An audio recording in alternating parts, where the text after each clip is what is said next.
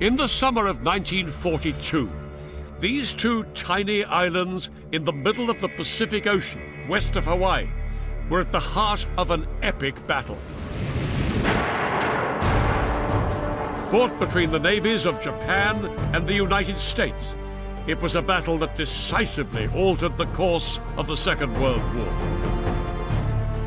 Japan was intent on using its navy to expand its power in the Pacific, and it had an ambitious plan to destroy the main obstacle standing in its way, the Navy of the United States of America.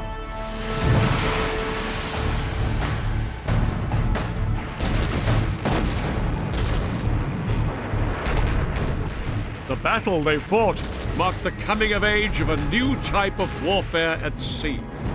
It was a duel to the death, in which aircraft carriers and their warplanes played the pivotal role. I'll be revealing how victory or defeat hung on the snap decisions of American and Japanese commanders. And I'll be exploring the tactics they used as they unleashed these new weapons of war. The decisions made by the pilots and crews on both sides were also critical. I'll be revealing the terrifying risks they took as they fought and died out there in the vast reaches of the Pacific Ocean. And I'll be experiencing some of the horrific conditions they endured in the heat of battle. This titanic struggle was decided in 5 minutes of unimaginable destruction. 5 minutes that turned the balance of power in the Pacific upside down and transformed the rules of war at sea. It was the Battle of Midway.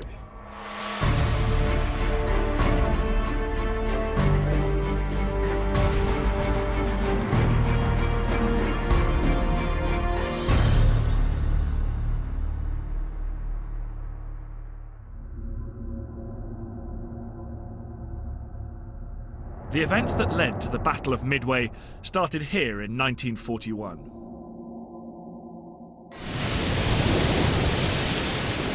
The island of Oahu, part of Hawaii, today America's 50th state and one of the world's most exotic holiday destinations. Back in the 1940s, US servicemen counted themselves lucky if they were posted here.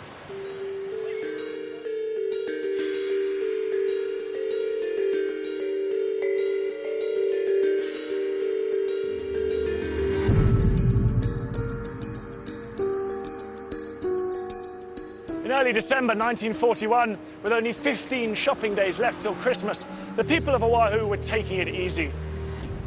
After all, the United States was at peace, not yet actively involved in the Second World War. But the world as the Americans knew it was about to change beyond all recognition.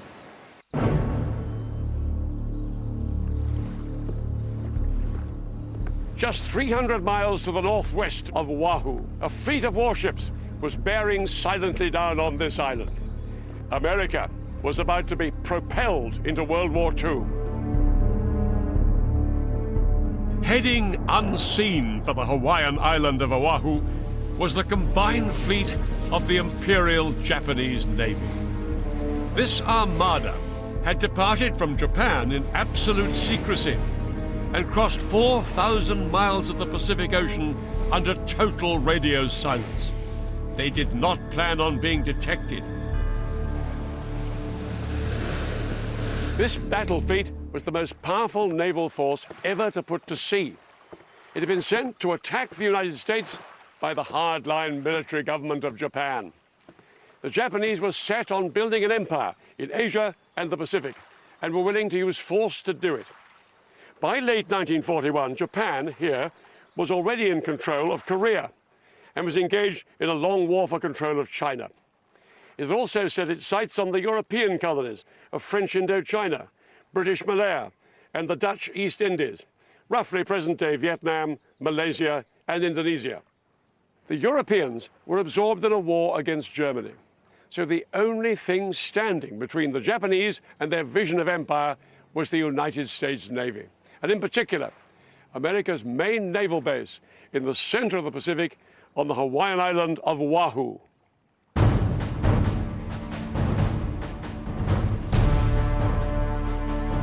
The name of the base, Pearl Harbor.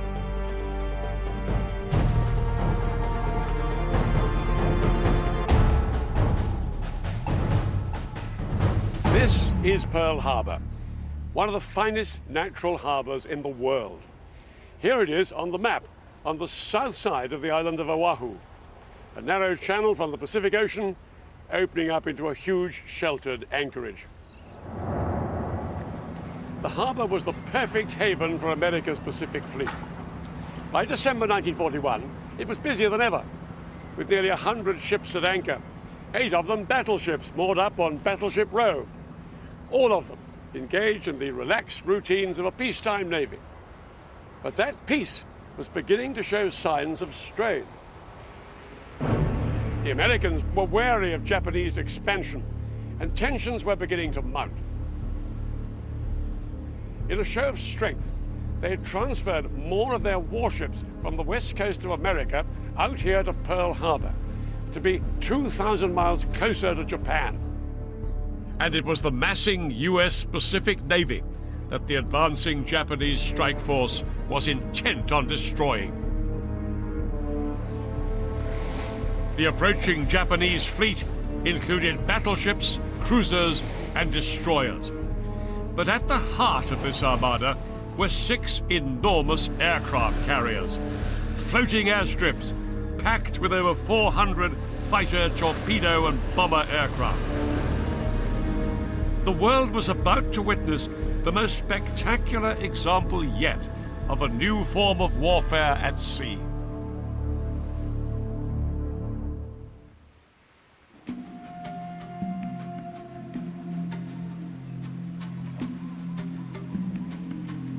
Japan may have been a country steeped in tradition, but when it came to naval warfare, it was one of the most advanced nations in the world. And the man at the forefront of all this was the Commander-in-Chief of the Imperial Japanese Navy, Admiral Isoroku Yamamoto. Yamamoto was a great visionary and modernizer. He was a pioneer of naval aviation and had been quick to grasp the potential of aircraft carriers, the latest weapon in the naval arsenal. Yamamoto could now use warplanes on these carriers to strike at targets hundreds of miles away from his fleet. By 1941, Japan had around 3 times more carriers in the Central Pacific than the Americans. Yamamoto had created a formidable carrier force capable of pursuing Japan's imperial ambitions. And by Sunday, the 7th of December, 1941, 6 of his aircraft carriers were in position, ready to mount a surprise attack on Pearl Harbor.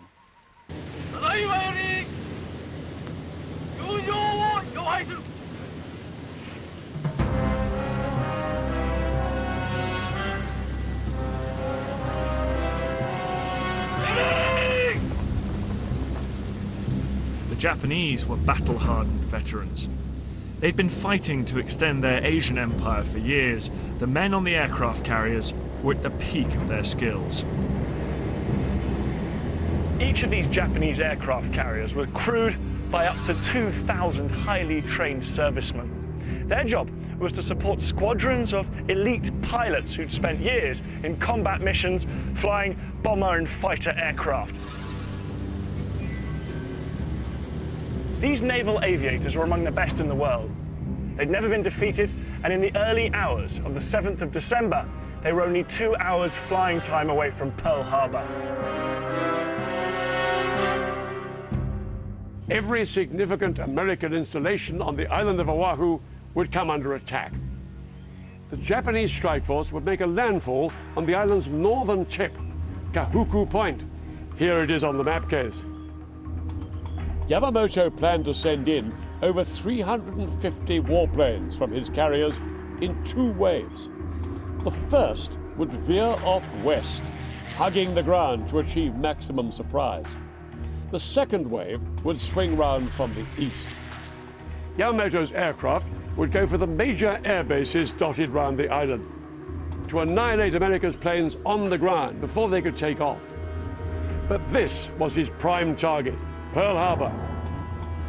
where the pride of America's Pacific Fleet was tightly clustered, utterly unsuspecting what was about to come.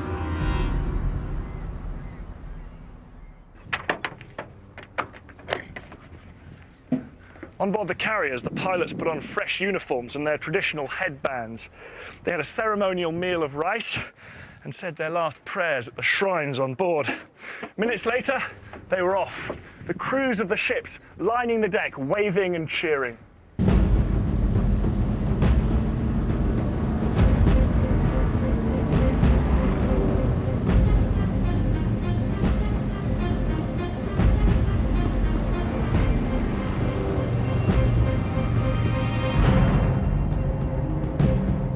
We listened to the radio.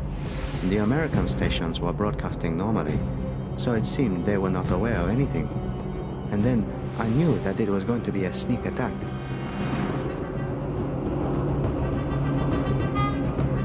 The attack on Pearl Harbor was scheduled for 8 a.m.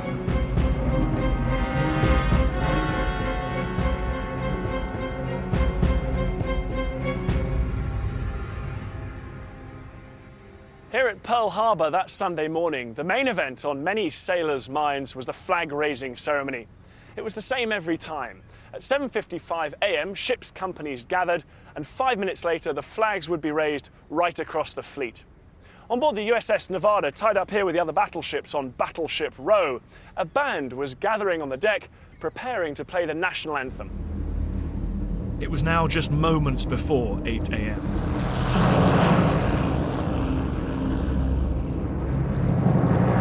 On board the USS Nevada, the bandsmen, still halfway through the national anthem, were horrified to see a Japanese plane release a torpedo at a nearby battleship, then peel off, strafing their ship, splintering the deck and shredding the flag.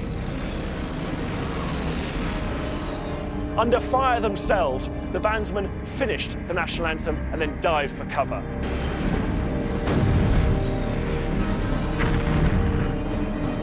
Airfields, barracks, and all of America's great battleships came under attack.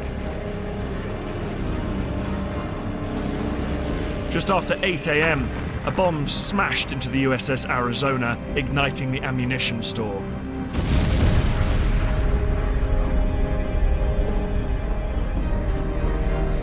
Down below decks, over 1,000 men lost their lives.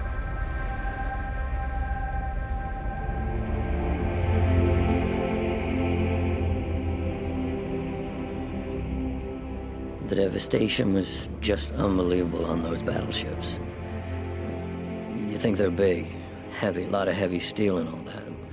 When you see those superstructures just twisted, big hunks of steel that were twisted just like you take a straw and twist the thing, I couldn't believe the amount of devastation that I saw.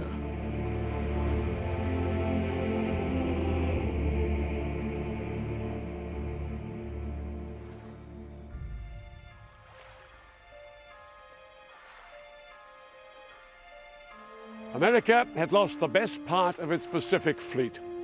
The Japanese had sunk 21 ships, like this one, the Utah. All 8 of the big battleships were out of action. Hundreds of planes had been destroyed, and nearly 2,400 servicemen and civilians had been killed. By attacking Pearl Harbor, the Japanese had made a declaration of war without parallel. The next day, the American president, Franklin D. Roosevelt, addressed the nation.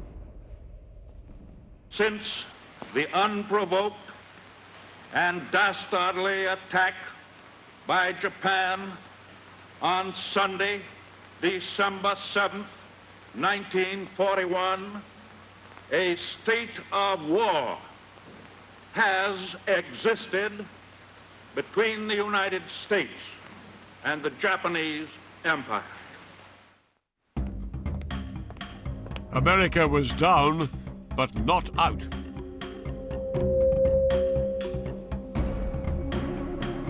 In the aftermath of Pearl Harbor, a new man was put in charge of what was left of America's Pacific Fleet, Admiral Chester Nimitz. He was sent here to Pearl Harbor by the president himself. His orders? Not to return home, until Japan was defeated. Nimitz was an experienced commander who'd proved his ability to instill confidence in his men. But he had an enormous task. Morale had plummeted, hundreds of planes had been obliterated, and all the battleships of the Pacific Fleet were out of action. But Nimitz held one ace card.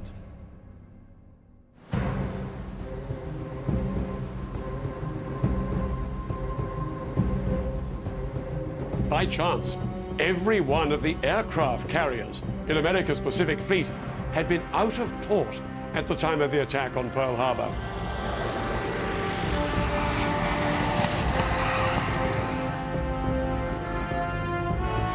They were now all that survived of the main striking force America had in the Pacific. These carriers and their aircraft would now take on the Japanese.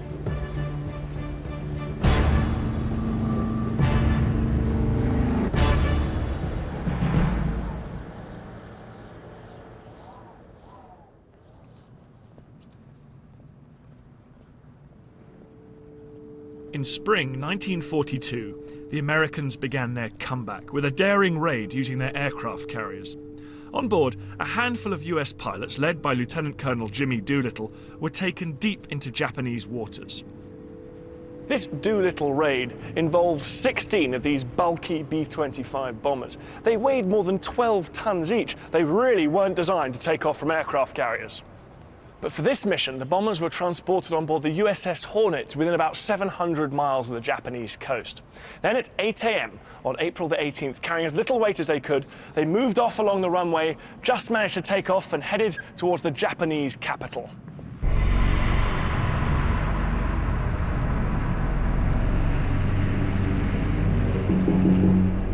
For hours, Doolittle and his men flew low over the ocean to avoid the patrolling Japanese planes. Then, when they got to Tokyo, they dropped their bombs. America and her aircraft carriers were beginning to fight back. And just over 2 weeks later, having attacked the Japanese mainland, the US Navy took on the Japanese Navy at sea.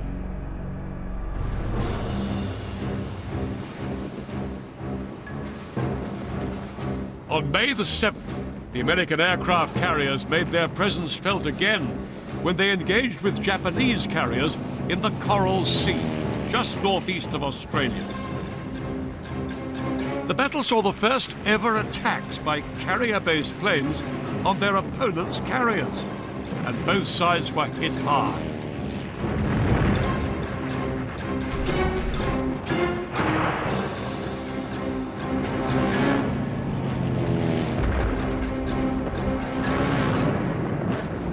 The Americans managed to sink a small Japanese carrier. But the Japanese destroyed one American carrier and left the other, the USS Yorktown, in flames out at sea. The Japanese had left the USS Yorktown ablaze in the water. They thought that they'd sunk her, or at the very least crippled her and put her out of action.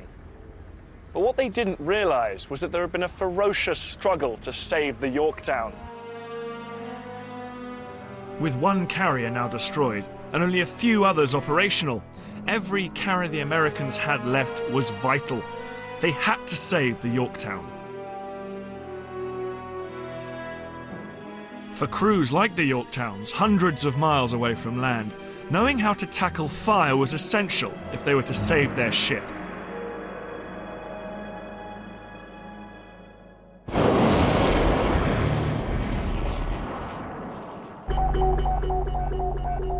I went to a naval training centre to experience for myself some of the challenges faced by the Yorktown's crew as they struggled to extinguish the flames.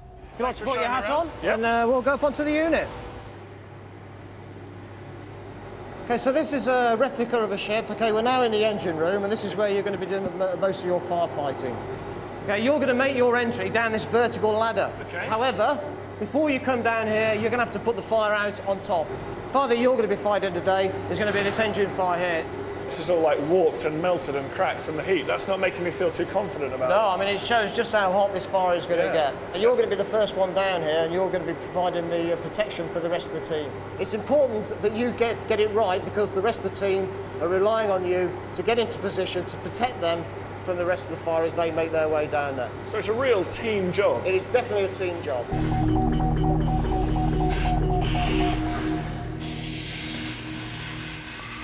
Okay, I'm going to do the straps up. Okay, pair of gloves. I'm lucky. I'll be using much more advanced kit than that used by the Yorktown's crew at the Coral Sea, but it's still a daunting task. I'll have the key role of spraying a wall of water to protect my teammates from the flames.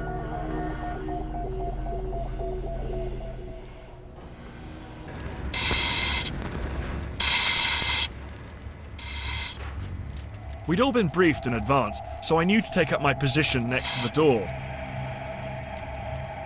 But I still didn't really know what I was in for. Wow, that's hot! Those flames are enormous!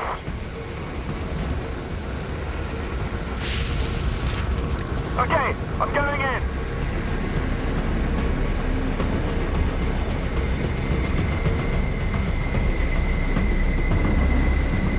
We put out the first fire with the foam. I'm now going to be the first one down into the engine room itself.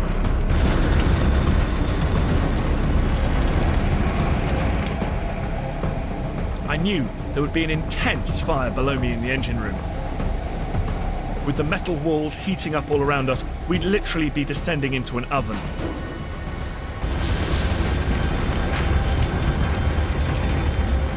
The men on the Yorktown would have faced a similar challenge as they battled to save their ship. I'm just going down this ladder. I'm trying to take it slowly because it's very, very slippery because we've thrown so much water and foam down here. It's incredibly hot. I'm at the bottom of the ladder now. I've just got to set the hose up like this in a wall, a shield of water. Pressure on this hose is huge. You can just see these explosions, these fireballs are coming. Oh, I can almost reach out and touch them. But this shield of water that I'm putting up, this wall of water, is so effective that the fireballs aren't actually getting through it. But it's pretty intimidating being this close to fire. The thought of doing this for real on a carrier like the Yorktown, loaded with aviation fuel and ammunition, was terrifying. I can really understand what I'm doing here now, and the rest of the team can go try and get to the base to try and put it out. Hydrant operator, shut all hydrants!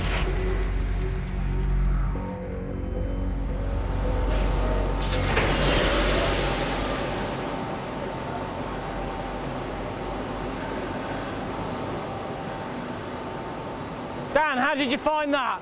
Incredible. Was that hot? Certainly feels warm. Okay, just hang on a minute. That's it, well done. Just get your hood down. Okay, you all right? Yeah. Well, you managed it. You achieved the aim. Ooh, it's pretty hot in there in that last room. Yeah? You feel pretty self-sufficient in there. If you don't put the fire out, no one else is going to. And I guess on board a ship, that's an incredibly powerful feeling. You're on your own. You could be 150 miles from land. You're on your own. It's your team. They've got to get down there. They've got to put that fire out.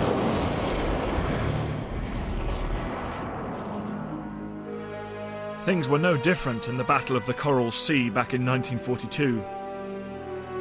Although she had been severely damaged, the desperate work of the crew had saved the Yorktown. In the coming weeks, this would prove to be a crucial victory. The Yorktown would return to haunt the Japanese. But in the meantime, she began the long, slow journey back to Pearl Harbor for repairs.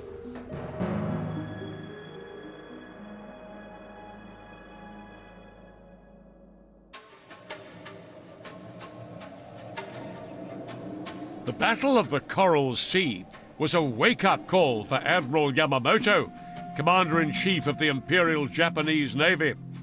America's remaining carriers stood between him and mastery of the Pacific. It was time for drastic action.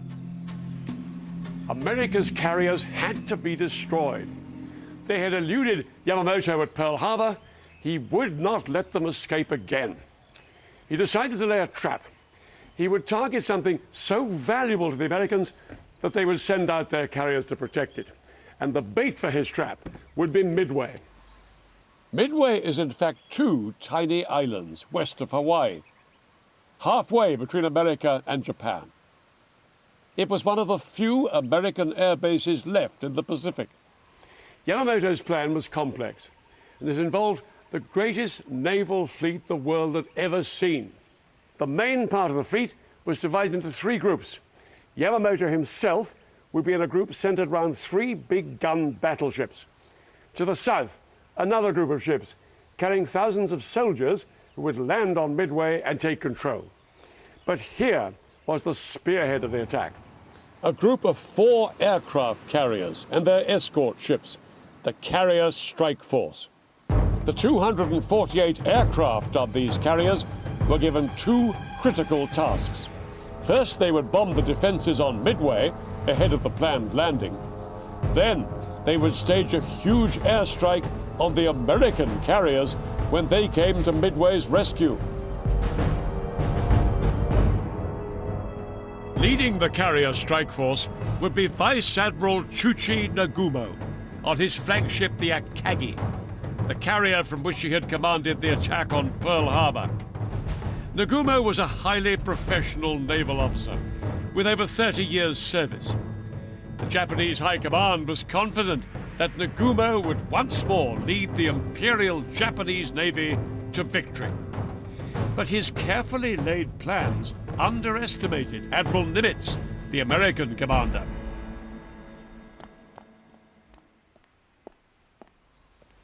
After Pearl Harbor, the Americans had made military intelligence a top priority, and it had paid off. The Japanese naval code had been cracked. Here, at their intelligence headquarters in Pearl Harbor, the US Navy deciphered details of Yamamoto's plan to set a trap at Midway. With this information, Nimitz now planned an ambush of his own. Nimitz now had 3 operational carriers in Pearl Harbor. The carriers USS Enterprise and USS Hornet departed first. Then, the newly repaired USS Yorktown followed on a little way behind. The 3 carriers headed from Hawaii for a spot codenamed Point Luck, 300 miles northeast of the American base on Midway. By the 2nd of June, they were in position and lying in wait for the Japanese ships that were approaching from the northwest. Nimitz had given his commanders a single bold objective: to ambush the approaching Japanese fleet now heading for Midway and strike a decisive blow at its carriers. But these weren't the only preparations that Nimitz was making.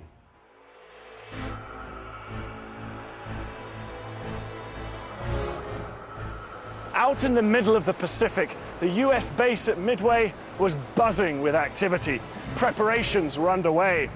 Flight after flight of planes had been landing over the last few days. And now the small airfield was packed with as many planes as it could handle. These planes would be vital in the defense of the island. So would the US Marines, who would be waiting for the Japanese if they tried to land.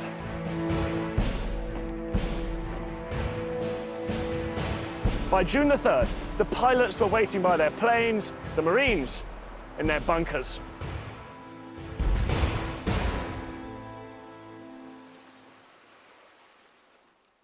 Nimitz had now done all he could. His ships were in position, his commanders briefed, and the garrison on Midway on full alert.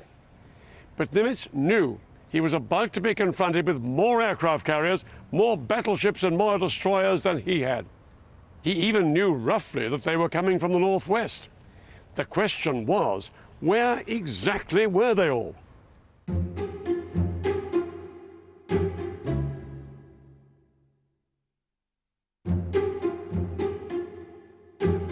For days, days, American aircraft have been sent out from Midway across the vast stretch of the Pacific Ocean, searching for the Japanese fleet.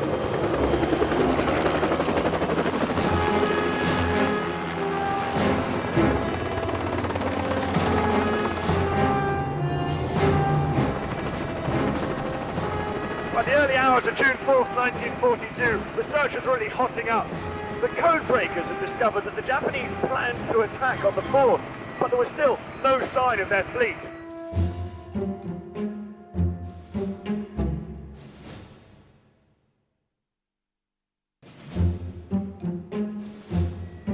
The Pacific Ocean covers a quarter of the Earth's surface.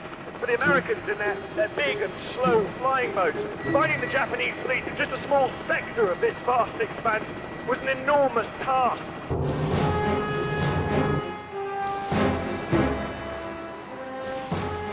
In fact, the 4 Japanese carriers had got within range of Midway without being spotted, and they had already launched their strike force.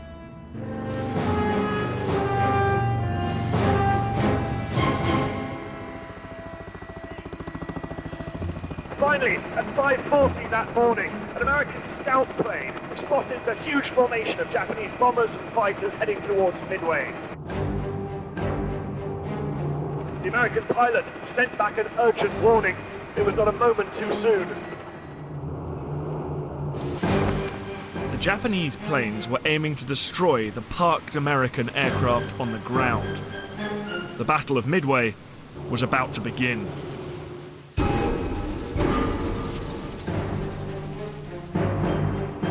Within minutes, nearly every one of the American planes on Midway was taking off. The Americans were desperate not to be caught on the ground, as they had been at Pearl Harbor. A mixed batch of over 40 torpedo planes and bombers was dispatched without fighter escort to strike the distant Japanese fleet. And 25 fighters were sent up to intercept the formidable array of Japanese fighters and bombers that would soon arrive to attack Midway.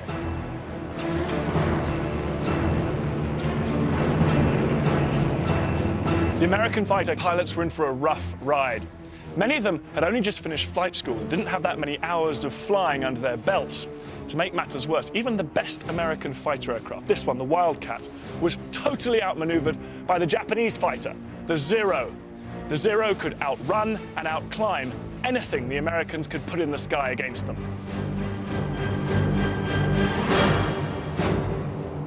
These Zeros were going to be a real threat to the 25 American fighters sent to intercept them. Suddenly, Wildcats appeared and dashed through our formation. Our Zero fighters saw this, and in a 5-minute dogfight, all the Wildcats were chased away.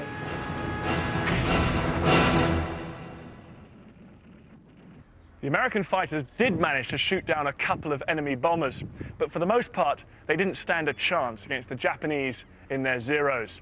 After all, the Japanese pilots were among the most experienced and best trained naval aviators in the world. After only a few minutes, nearly every single American fighter that had taken off from Midway had been shot down into the ocean.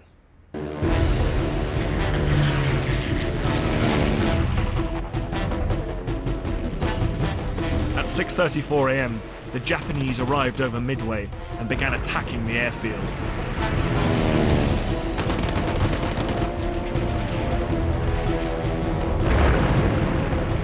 The Americans fought back bravely, but their island base was shattered.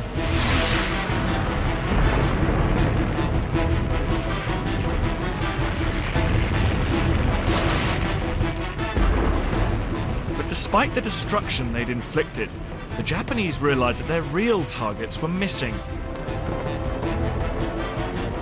The American bombers weren't there.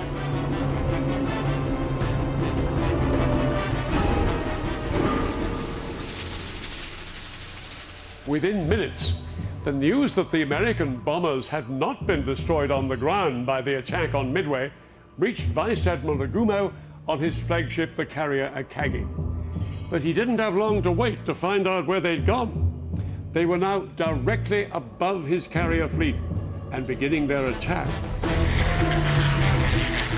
As the American bombers dived into action, they were pounced on by Japanese Zeros. Many of the Americans were shot down. The rest turned back for Midway. Not one of their bombs or torpedoes had hit its mark.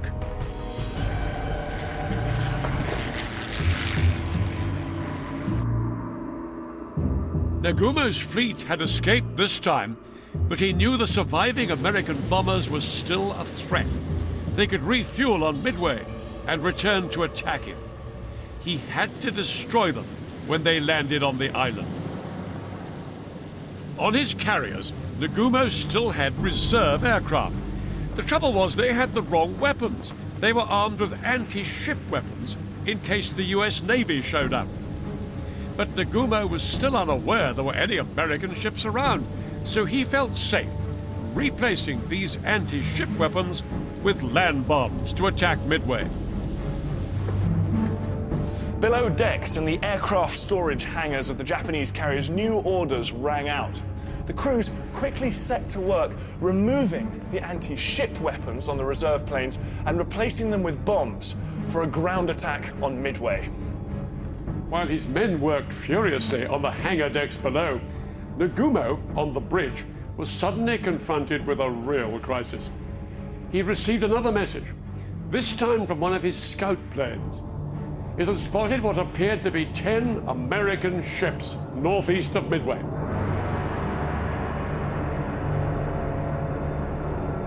The news came as a stunning shock.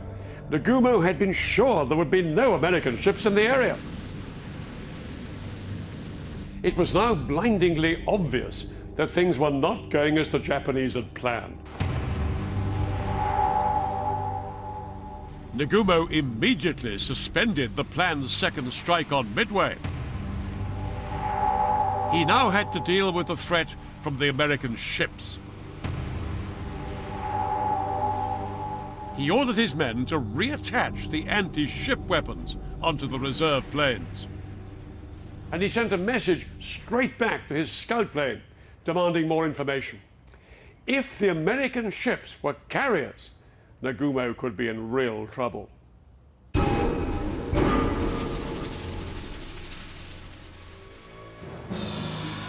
The American ships were, of course, carriers, and earlier that morning they had found the Japanese fleet. On board the American ships, preparations were gathering pace. The carriers Hornet and Enterprise were readying to launch their aircraft. In command of these two ships was Rear Admiral Raymond Spruance, and now he had a critical decision to make.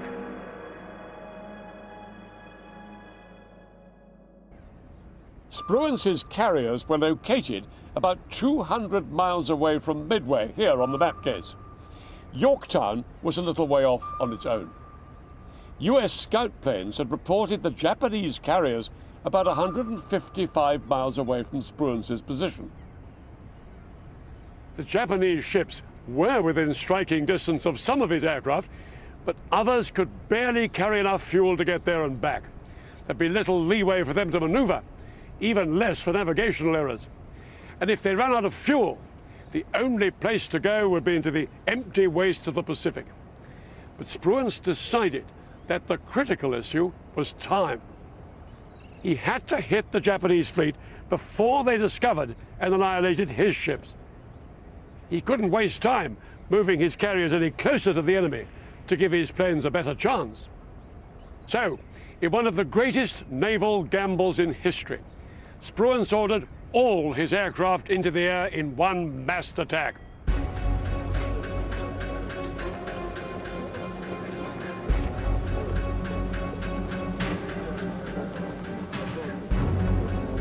On board the American carriers, pilots made their final preparations. Many were nervous, especially on the Hornet.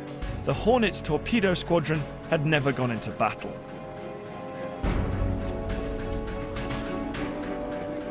Many of them had never taken off from a carrier with a torpedo, or a pickle as they called it, slung below them. Some had never even seen it done before.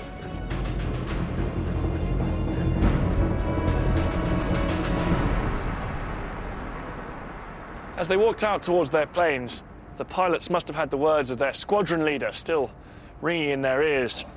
He had told them, "I want each one of us to do his utmost to destroy our enemies. If there's only one plane left to make the final run-in, I want that man to go in and get a hit. May God be with us all. Good luck, happy landings, and give 'em hell." After completing an inspection of the aircraft and its bomb, I climbed into the cockpit, and as I sat there waiting for the signal to start engines, I suddenly got the same feeling of apprehension and butterflies in the stomach that I got before the start of competition in high school.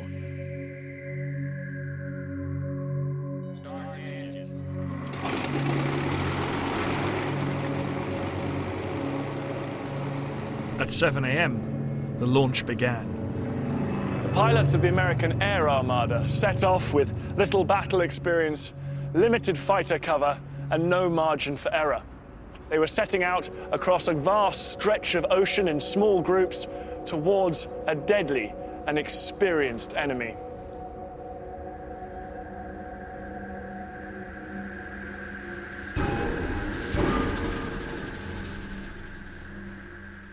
If things were looking precarious for the Americans, back on Nagumo's carrier, the Akagi, events were beginning to get out of hand. Nagumo had been desperately waiting for his scout plane to tell him what kind of American ships it had spotted. Now, it gave him its answer. The enemy is accompanied by what appears to be a carrier, bringing up the rear.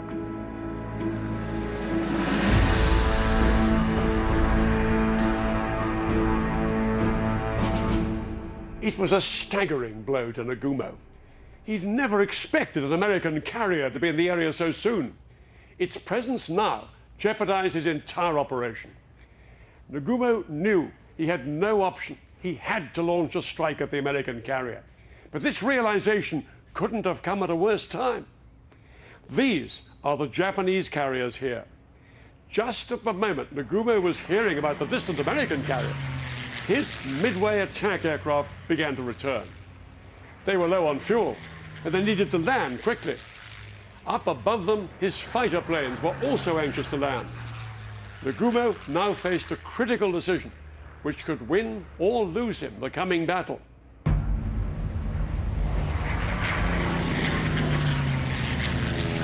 He still had his reserve planes sitting on his carriers, but not all of them were loaded with the anti-ship weapons he now needed to attack the American fleet.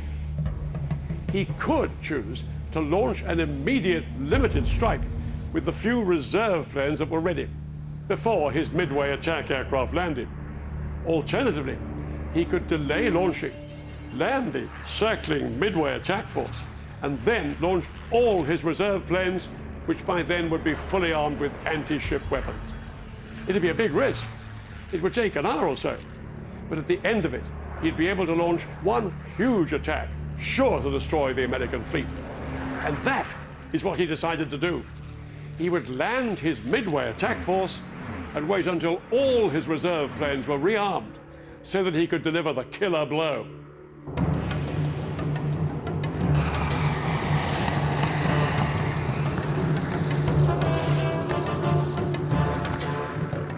But Nagumo's plan was already going awry. Nagumo had based his decision to postpone launching his planes until they were all ready on information he'd received from his scout plane. His own fleet was here. The report from the scout plane put the American ships here. At this distance, Nagumo knew his carriers were out of reach of the American planes. The problem was Nagumo's scout plane was wrong. The American fleet was actually here, their planes within range. And unknown to Nagumo, American bombers from these ships were already on their way towards him.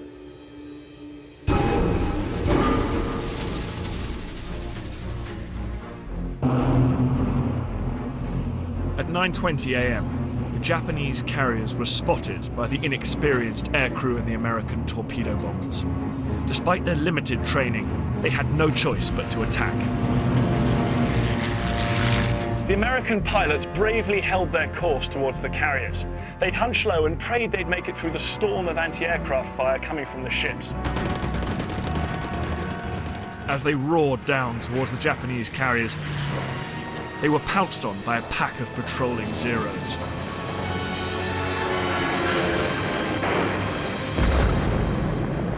The lumbering American planes were no match for the agile Zeros. 35 of the 41 torpedo bombers were shot down above the Japanese fleet, most of them without even releasing their torpedoes. Those that did, missed. The attack had been a disaster. They'd failed to score a single hit.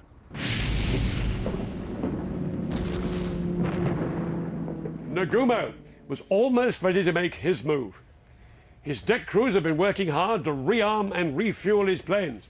If they could be launched quickly, the Japanese would surely win the Battle of Midway. At 10:21 a.m., Nagumo and his men were still not quite ready to launch their planes. At precisely that moment, American dive bombers like this one appeared high above the Japanese carriers, and their bomb run was clear. The Japanese fighters that should have dealt with them had been drawn off to attack the American torpedo planes. There was nothing to stop these dive bombers as they began screaming down towards the decks of the Japanese carriers.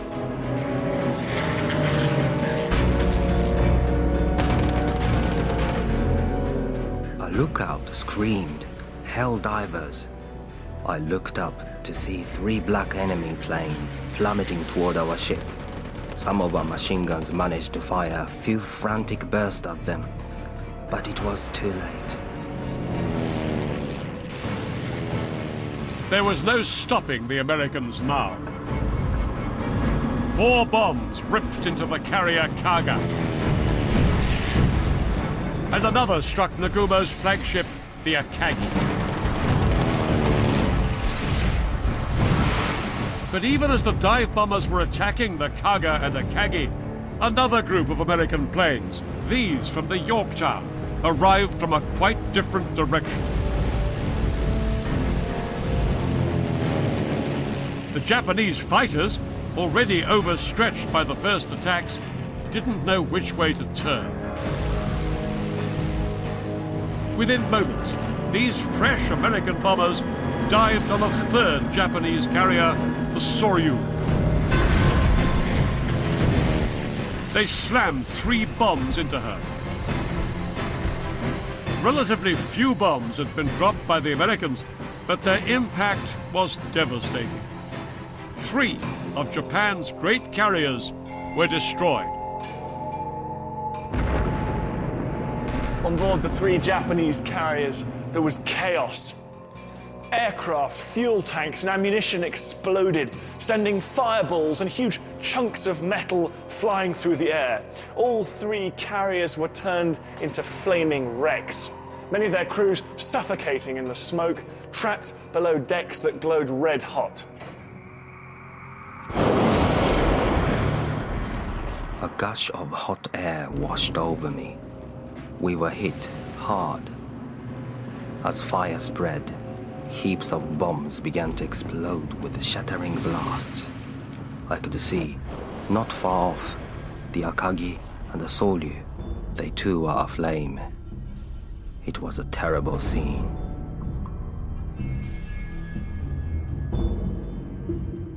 Nagumo survived the attack on the Akagi, but was forced to abandon his burning flagship. In little more than 5 minutes, the Americans had struck 3 times into the heart of the Imperial Japanese Navy at its moment of maximum vulnerability. But all was not lost for the Japanese. The 4th Japanese carrier, the Hiryu, was untouched. And now, 18 dive bombers and 6 Zeros from this one surviving Japanese carrier were sent to search out and destroy the American ships. They were amongst the last remnants of Nagumo's huge force, but these few Japanese pilots were deadly professionals, unlikely to miss their targets.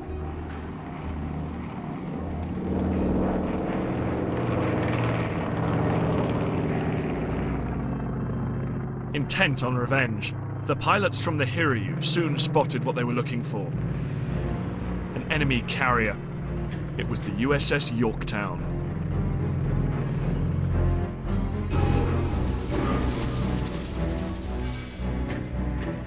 The crew of the Yorktown were horrified to see the Japanese bombers approaching. They'd been hit by the Japanese before at the Battle of the Coral Sea, but this time they were prepared. The experience of the Coral Sea had taught them vital lessons in damage control, which they immediately put into action.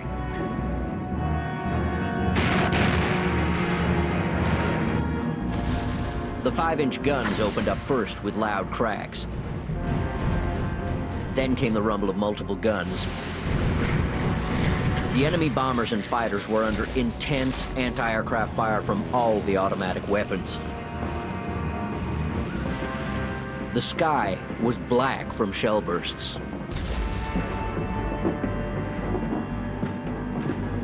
Red tracers laced the sky. Japanese planes were falling, trailing fire, and exploding as they hit the water.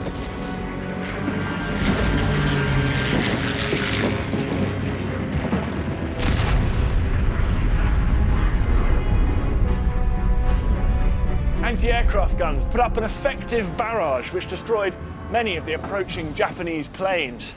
But 7 of the bombers made it through. They dodged the wall of flak coming from the carrier and dropped their bombs. They scored 3 direct hits. The bombs ripped through the flight deck and exploded deep in the heart of the ship, snuffing out the boilers. The Yorktown slowed to a halt.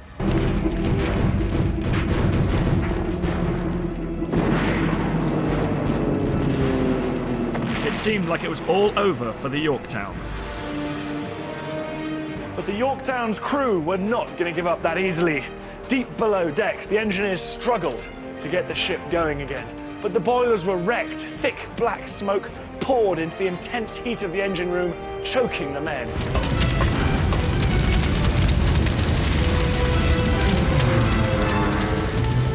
For over an hour, they worked against the odds, fixing the boilers. And by about 2 o'clock in the afternoon, the Yorktown was operational again, making about 20 knots. Reports from their pilots that an enemy carrier had been destroyed began to revive Japanese hopes. A second attack force was quickly launched from the Hiryu to find and destroy another of the American carriers.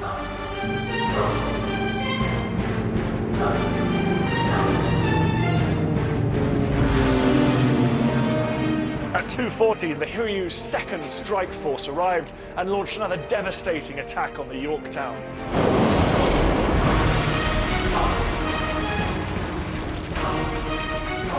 The mighty ship had taken all that she could, and soon she was listing to port. Her crew had to abandon ship.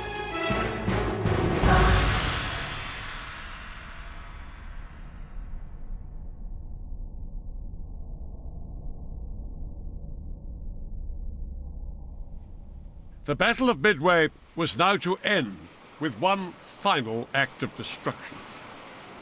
The Japanese believed they'd sunk 2 of the 3 US carriers. They didn't realize they'd hit the Yorktown twice. They now thought that they were fighting on equal terms with the Americans, with just 1 surviving carrier each.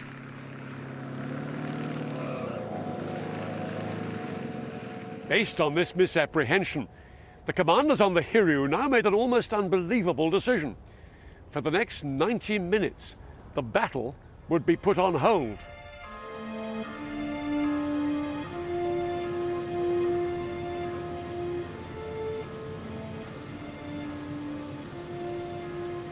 The surviving Japanese pilots on the Hiryu had been up since before dawn, and they were exhausted by the day's constant flight operations. They were barely able to function. So now that it was thought there was only 1 remaining American aircraft carrier left to sink, the men were told that they had time to take a rest and grab a bite to eat. It was a final, fatal miscalculation. Things were not nearly so relaxed aboard the 2 American carriers.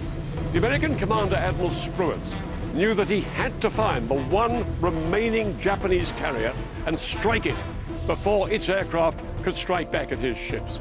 And then in mid-afternoon, Spruance got his chance. One of his scout planes had located the Hiryu. At 3:30, Spruance launched his dive bombers to finish the job and avenge the Yorktown. 90 minutes later, the dive bombers appeared high above the wooden flight decks of the Hiryu and began their high-speed dives heading towards the middle. In quick succession, 4 bombs smashed into the Hiryu. They penetrated the flight deck and turned the bridge into an inferno. The last remaining Japanese carrier was on fire.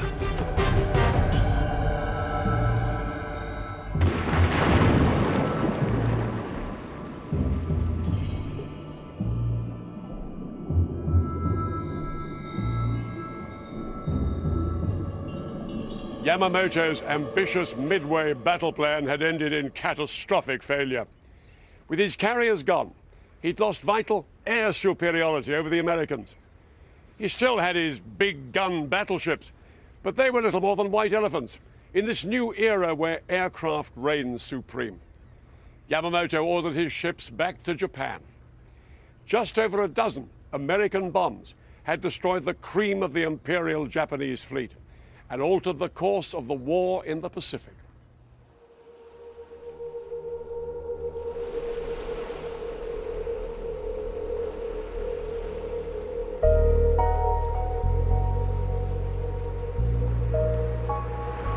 At the Battle of Midway, America lost just over 300 men and 1 carrier, the Yorktown. Japanese losses were far more severe. Around 250 planes had been destroyed, 4 carriers had been sunk, and 3,000 men had been killed.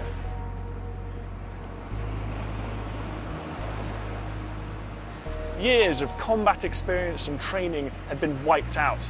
The aircraft carrier reigned supreme, but Japan had just lost the very men it needed to wage this kind of warfare.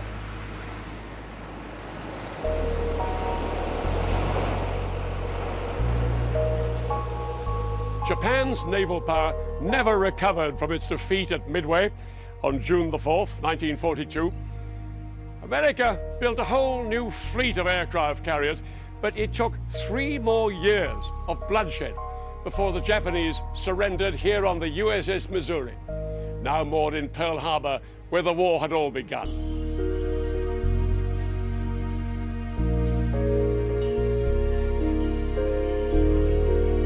Japan had been a stubborn enemy and only at last admitted defeat when America delivered the final blow: atomic bombs on Hiroshima and Nagasaki, which launched the world into the nuclear age.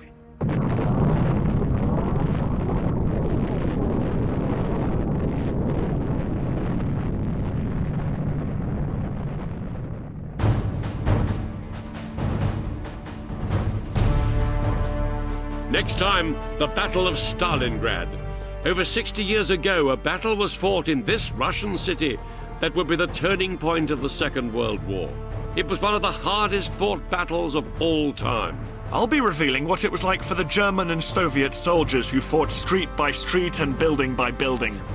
And I'll be explaining how the leaders' tactics drove their own armies to the brink of destruction.